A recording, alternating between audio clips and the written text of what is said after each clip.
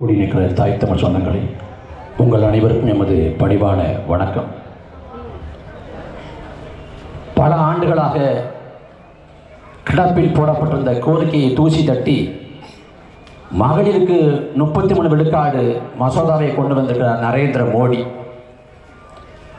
ஏன் இப்போது பெண்கள் மீது மோடிக்கு அக்கறை வருகிறது என்றால், இன்னும் 8 மாத காலத்தில் தேர்தல் வருகிறது.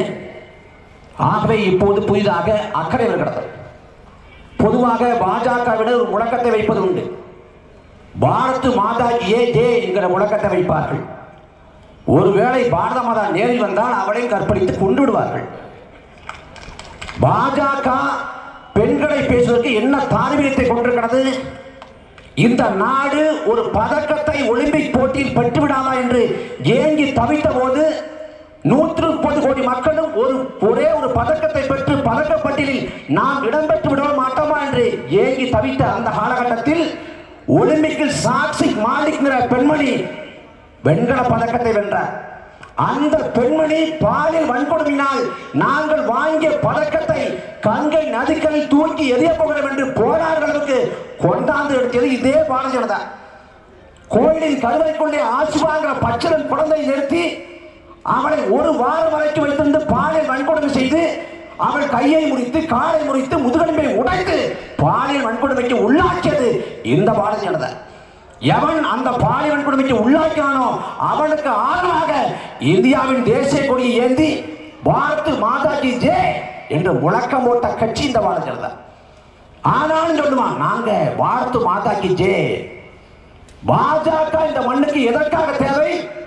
எதற்காக பாரதிய ஜனதா இந்த மண்ணுக்காக மக்களுக்காக பாஜக செஞ்ச ஒரு நன்மை சொல்ல முடியுமா? ஒரே ஒரு நன்மை. காவிரியில தண்ணி இல்லாத நாங்கள் வாடிக்கொண்டிருக்கோம். விவசாயிகள் வாடுறான், போராடுறான்.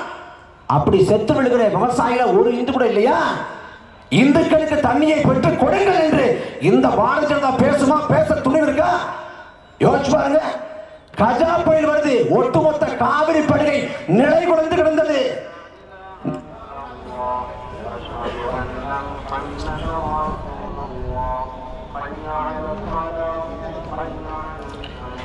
கஜா புயலில் ஒட்டுமொத்த காவிரி படுகையும் அழிவின் விளிம்பில் நின்ற போது எங்களுக்கு உரிய நிவாரணம் கிடைக்கல. நாட்டில் பிரதமர் நரேந்திர மோடி ஏறெடுத்து பார்க்கல. ஆனா 2016 வேதாந்தத்தில் தேர்தல் வருது. அப்ப சுயேட்சையாக நின்ற வேதாந்தன் ஒருத்தர் பாஜகவில் சேர்ற அவரை எப்படியாவது வெற்றி பெற வச்சு சட்டமன்றத்தில் எண்ணிக்கையை தொடங்கிட முடியாதான்னு நாட்டின் கடைக்கோடி வேதாந்தத்துக்கு வந்த நரேந்திர மோடி நரேந்திர மோடி சொன்னார், இது புண்ணிய பூமி, புண்ணிய பூமியில கால் பதிக்கிறதுல நான் பெருமை கொள்றேன். ஆனா கஜா புயல் பாதிக்கப்பட்ட போது கண்டுகொள்ளலையே, எதை ஏறெடுத்து பார்க்கலையே. எதற்கு இந்த பாரதிய ஜனதா? ஏதாவது ஒரு உரிமை சொல்லு. இந்த மாநில நலன், இந்த முல்லை பெரியாறு, கச்சத்தீவு, காவிரி படுகை ஏதாவது ஒரு உரிமைக்கு உண்மை இருக்கானா? எதுக்கு உண்மை இல்லை. ஆனா என்ன சொல்றான்? இந்துக்களை வீதிக்கு வாருங்கள். நாங்க என்ன புதுசா வீதிக்கு வர்றது? நீங்க எப்ப ஆட்சி பண்ணீங்களோ அப்பவே வீதிக்கு வந்துட்டோம். புதுசா என்ன வீதிக்கு வர்றது? இதுல ஐயாவுக்கு மட்டும் தேசப்பட்டு நட்டுக்கும். ஆகஸ்ட் 15 அன்னைக்கு எல்லாரும் வீட்டு வாசல கொடியேற்றுங்க. சரிங்க, நாங்க கொடியேற்றுறோம். நீங்க என்ன போறீங்க? நான் பெட்ரோல் விலை ஏற்றுறேன், டீசல் விலை ஏற்றுறேன், முடிஞ்ச கேஸ் விலை ஏற்றுறேன், எல்லாத்தையும் ஏற்றி வர்றேன். நீங்க தேசிய கொடி ஏற்றுங்க. இந்த தேசத்தை விட்டு கொண்டிருக்கிறார் நரேந்திர மோடி. ஆனால் அந்த மோடி ஆட்சியை தமிழ்நாட்டில் அமைக்கணும். ஏன் அமைக்கணும்? முத்துப்பேட்டைக்குள்ள பாஜக அவசியம்ங்க. எதுக்கு அவசியம்? முஸ்லீம் வந்துருவான். வரட்டுமடா, வரட்டுமே. மார்வாடி மலையாளி இந்த நிலத்தை ஆளுகை செய்கிற போது என் சொந்த ரத்தம் இஸ்லாமியம் வந்தா என்ன பிரச்சனை உனக்கு? யார் இந்த இஸ்லாமிய? என் உடன் பிறந்தவன். நீ கோயில போய் பாரு, குலதெய்வ வழிபாட்ட பாரு.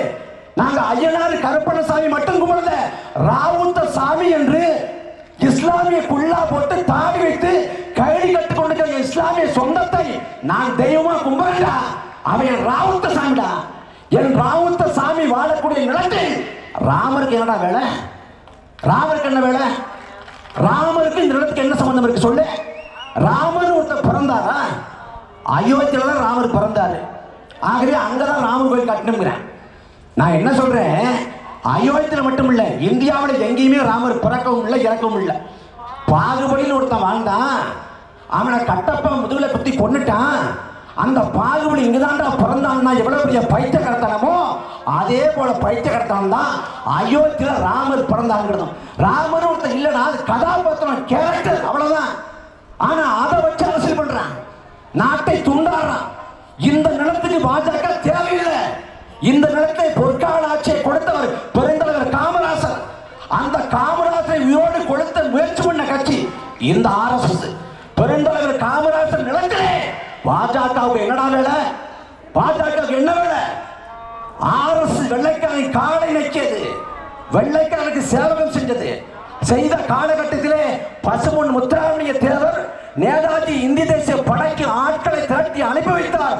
அந்த முத்துராமலிங்க தேவர் உளவிய நிலத்திலே பாஜகவுக்கு என்னடா வேலை? கம்யூனிசம் பூத்த நிலம் இது. எங்கள் தாத்தன் வாட்டாக்குடி ஏனியனும் சாமானி சிவராமனும் ஆம்பலாப்பட்டு ஆறுமுகம் உளவிய நிலத்திலே பாஜகவுக்கு என்ன வேலை? என்ன உனக்கு அரசியல்? பிள்ளையார் சிலையை தூக்கணும், இதுதான் என்ன அரசியல் இருக்கு?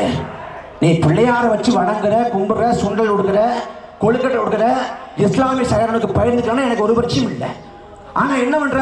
மதம் பரப்புற, மத கருத்துருவாக்கம் செய்த, மதவாதத்தை தூண்டுற. நீ கடைசி என்ன பண்ண போற? நீ அயோத்தியில ராமர் பிறந்தாம்ப கடைசியா ஜாமனோட தற்காலின்னு சொன்ன ஆரம்பிச்சிருவேன். இதான் இங்க பிரச்சனை. நீ மதவாதம் பேசுற. என் அன்பான சொந்தங்களே, மராட்டி நிலம், மராட்டி நிலத்துல முழுக்க பிளேக் நோய் பரவுது. பிளேக் நோய்க்கு காரணம் ஆராய்ச்சி பண்றாங்க வெள்ளைக்கார மாகாண அதிகாரிகள். ஆராய்ச்சி பண்றப்ப பிளேக் நோய்க்கு காரணம் அங்க எலிகள் மூலமா தான் பிளேக் நோய் பரவும் தெரியுது. எலிகளை ஒழிக்க அன்னைக்கு சட்டம் இயற்றப்படுது வெள்ளைக்கார மாகாண அரசாடு. எலிகளை ஒழிக்கக்கூடாதுன்னு சொல்லிட்டு பாலகங்காதர திலகர்னு அன்னைக்கு இருந்த ஒருத்தர் எலிகளுக்கு அதனால தொடங்கப்பட்ட ஊர்வலம் தான் பிள்ளாசக்தி ஊர்வலம். ஒரு ஆதி தமிழை ஒடுக்கப்பட்ட தமிழை தெருவுக்குள்ள கொண்டா அந்த பிள்ளையாரும் கூட்டாலும் கொண்டு போக மாட்டேன். ஆனா எங்க மசூதி இருக்கோ, எங்க தேவாலயம் இருக்கோ அங்க கொண்டு போவான். 5 ரூபாய் முறுக்கு பள்ளிவாசல் நொறுக்கு, 6 ரூபாய் முறுக்கு தேவாலயத்தை நொறுக்கு, இதுதான் முழக்கம். இந்த மதம் பரப்புறது தான் பாஜக. இவன் தமிழ்நாட்டில் என்ன பேசுவான்? பிள்ளையார் இங்க பேசுறான் முத்துப்படையில. ஆனா முத்துப்படையில அண்ணா பிள்ளையார பேச மாட்டான், பிரேக்கப் ஆயிடுச்சு. அப்ப யார பேசுவான்? நாங்கள் முருகனை எடுக்கிறோம், எங்க தாத்தா முருகன், எங்க பாட்ட முருகன் எடுக்கணும்னு அவன் முருகனை பேசுறான். தமிழ்நாட்டில் முருகனை பேசக்கூடிய இந்த பாரதிய ஜனதா கேரளாவில் பேசுவானா? பேச மாட்டான். கேரளாண்ட அங்க சாமியே சரணமைப்பா, அங்க சாமியே சரணமைப்பாங்கிற பாஜக மராட்டி நிலத்துல பேசுவானா? மராட்டி நிலத்துல பேச மாட்டான். அங்க கனவில தான் மோரியாம்மா, அங்க கலைஞர் தான் மோரியாங்கிறவன் மேற்கு நிலத்துல பேசுவானா? பேச மாட்டான். ஜெய் காளி ஓம் காளிம்பா. அங்க ஜெய்காளி ஓம் காளிங்கிறவன் உத்தரத்தை பேச மாட்டானா? பேசுவானா? பேச மாட்டான். அங்க ஜெய் ஸ்ரீராம்மா. பாம்புட்டுங்கிற ஊருக்கு போனா நடுத்துக்கு எனக்குன்னு பார்த்துப்பான். இதான் பாரதிய. அவனுக்கு அரசியல் ஒன்று பசுமாடு, இன்னொன்று பாகிஸ்தான் நாடு. இதை விட்டு அரசியலே கிடையாது. இந்த பாரதிய ஜனதாவை முழுவதுமாக இந்த தமிழ் நிலத்திலிருந்து அப்புறப்படுத்தணும், அழிச்சு ஒழிக்கணும். எதுக்கு நடந்துக்கு பாஜக? இந்த பாரதிய ஜனதாவை காட்டி அச்சுறுத்தி தமிழ்நாட்டில் திமுக வாக்களை பெறுகிறது. என் அன்பான சொந்தங்களே, திமுக எந்த காலத்திலும் பாஜக எதிர்க்க மாட்டான். இருப்பது போல நாடகம் விடுவான், வேடம் விடுவான். இந்த திமுக புரிந்து கொள்ளணும். இஸ்லாமிய சிறைவாசிகள் நினைச்சா திமுக விடுவிச்சிருக்க முடியும், ஆனால் விடுவிக்க மறுக்கிறது. விடுவிக்காத தொடர்ச்சியாக இஸ்லாமிய சொந்தங்களை ஏமாற்றிக் கொண்டிருக்கிறது. என் அன்பான சொந்தங்களே, நபிகள் சொல்றாங்க, ஒருவனுடைய சிந்தனை என்பது ஓராண்டு இறைவனை கட்டப்படுத்துறதுன்னு. நீங்க சிந்திங்க, காலம் கொடுத்திருக்கிற கடைசி வாய்ப்பு. இந்த வாய்ப்பை தவறவிட்டோம் என்றால் வரலாற்றில் பெரும் விலை நிகழ்ந்துவிடும். அப்புறம் அண்ணன் மணிச்சந்திரன் பேச்சு கொண்டிருக்கிறப்ப ஒருத்தன் கல்லெடுத்து வீசினான். அவனுக்கு ஆழ்ந்த அனுதாபங்கள், இரங்கல்கள். அதை தாண்டி ஒன்று சொல்றதுக்கு இல்லை. நாங்கள் இந்த கூட்டம், இந்த இவ்வளவு கூட்டம், எங்கள் அண்ணன் இருக்காரு, இவ்வளவு உறவுகள் இருக்காங்க இடத்துல பேசணும்னு நினைக்கிறேன். 2014 நரேந்திர மோடி ஆட்சிக்கு வந்து 4 மாதம் தான் ஆச்சு. இதே முத்துப்பட்டில் 13 பேர் இன்னும் 13 பேர் இன்னும் மோடி கிழிச்சு, திமுக கிழிச்சு அரசு பேரும் தான் மோடி இருந்தோம். அதனால இந்த பூச்சாண்டி காட்டுற வேலை வேண்டாம். பெருக வேண்டாம். அந்த சித்தமல்லி அங்கே கூட்டம் நாங்கள் பேச போனது எங்கள் ஐயா எஸ்.சி. முருகையனை நீ தேவையில்லாம சின்ன வாங்கி கட்டிக்கிட்ட. அதனால இந்த வேலை வேண்டாம், அந்த பூச்சாண்டி காட்டுற வேலை வேண்டாம். இதெல்லாம் வேற எங்கேயாச்சும் வச்சுக்கிட்டு உங்க விசுவாசம் காட்டுங்க. மற்றபடி சமரசம் இந்த மண்ணுக்காக மக்களுக்காக உழைப்போம். நன்றி, வணக்கம். அடுத்ததாக மாநில கொள்கை பரப்பு செயலாளர் சாட்டை துரைமுருகன்.